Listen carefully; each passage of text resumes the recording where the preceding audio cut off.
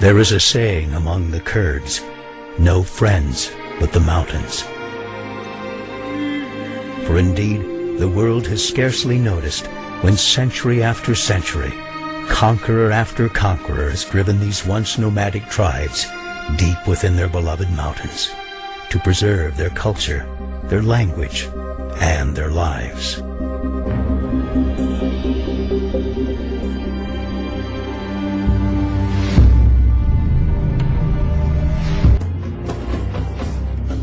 To trace the history of the Kurds, one must begin at the beginning. For it was here, in the land some believe was once the Garden of Eden, that this resilient ancient people first left their mark upon the world.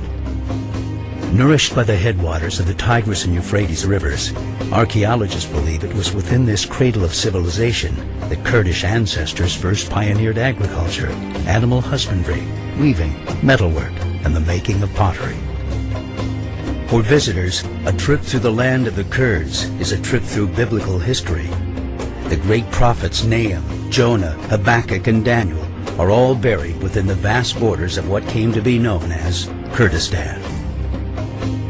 The city of Ahmadiyya still stands, marking the place many believed wise men, known as Magi, began their journey to follow a great star that appeared in the sky.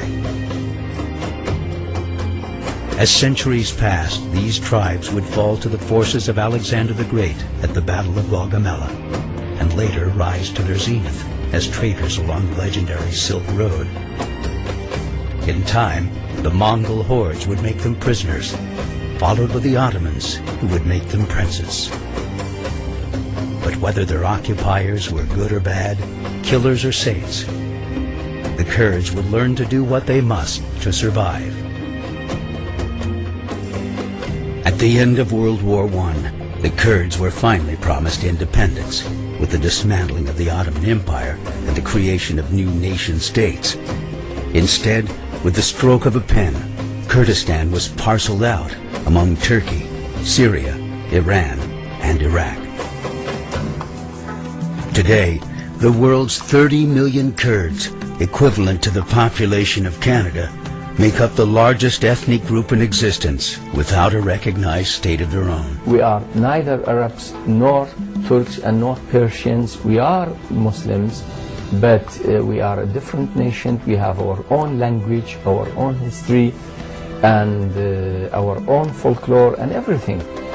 The fact that we Kurds are a completely different ethnic group than the Arabs and the Turks and even the Persians. Because of that background and also because of all of the suffering they have seen, they have completely a different mindset. Planting trees and creating new classes at our universities and opening new departments and building centers of education for our children and for our youth. We are trying to build a nation. We are trying to improve the scientific standards of our community. We are trying to spread democracy. We are trying to teach the people how to respect each other and accept the rights of children and women in general. This country is a peaceful country. The people are very, very lovely. I don't think that our region will be a dam between us and another countries and other cultures.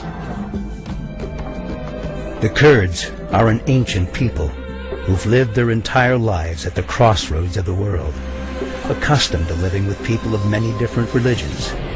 Today, as in the days of old, you'll find in the hearts of the Kurdish people ethnic and religious tolerance.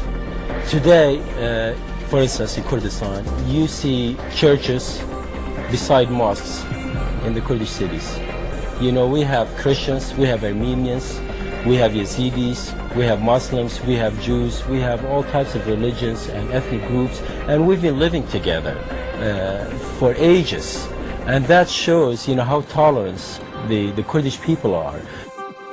In the cities of Kurdistan, you'll see not only Kurds, but Arabs, Turkmen, Assyrians, Armenians, Chaldeans, Shia, Sunni, all living peacefully side by side, because this is who they are. This is how Kurdistan has always been. Long before the country of Iraq, ever existed.